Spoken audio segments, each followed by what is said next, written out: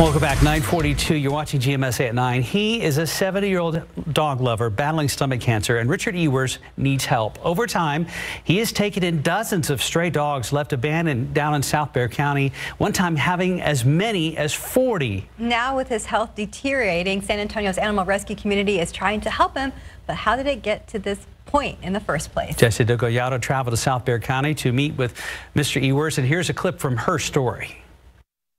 Most of them were dumped near his house in South Bexar County. Well, I just can't say no to one. It's hard.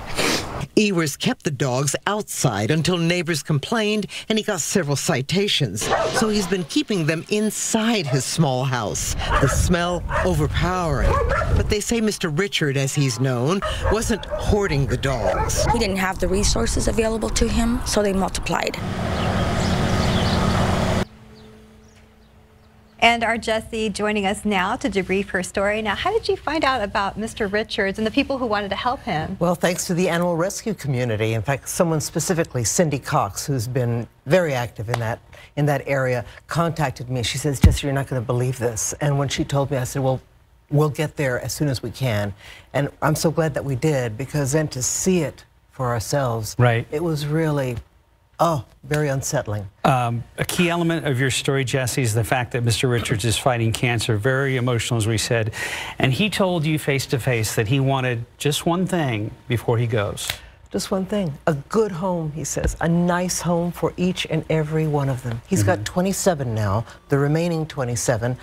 Rescue groups have come and taken a lot of the puppies and some of the other dogs, but they still have 27 remaining. And so that's their biggest priority. And one of the last shots you saw was of the fence. And bless him. Yes, we went back on Saturday, and you saw some of the volunteers who were out there trying to help him in response to our story. And the fence he has is the grate's too big. Yes, dogs get through, things like that, right? Exactly, yeah. As you see there.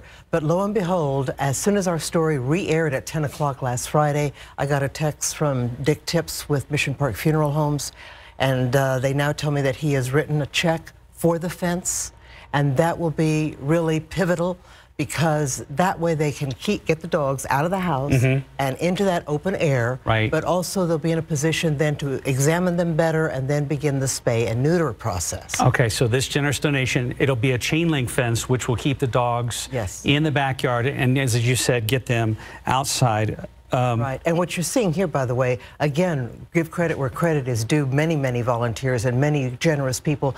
For instance, they volunteered, they paid for moving that RV out of the way, out of their own pockets. And when they asked, well, can we reimburse you? No, we want to do this. And the volunteers saying that he is not a hoarder. That's right, because again, he just, saw, he says, I couldn't see a hungry dog. I couldn't. And he's on a really limited income, and I'm sure he would try to get them spayed or neutered if he could, but he just couldn't. Well, and when he was working, he did. He had 2 dogs, and he had those spayed and neutered. He was a responsible pet owner, but his sheer love of these animals, and again, so many abandoned in South Bexar County, that's a whole other issue.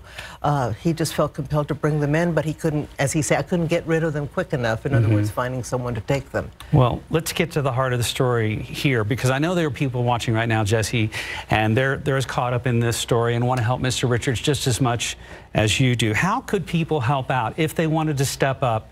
How could they step in and help Mr. Richards and these dogs? The end game here is obviously finding forever homes. Right.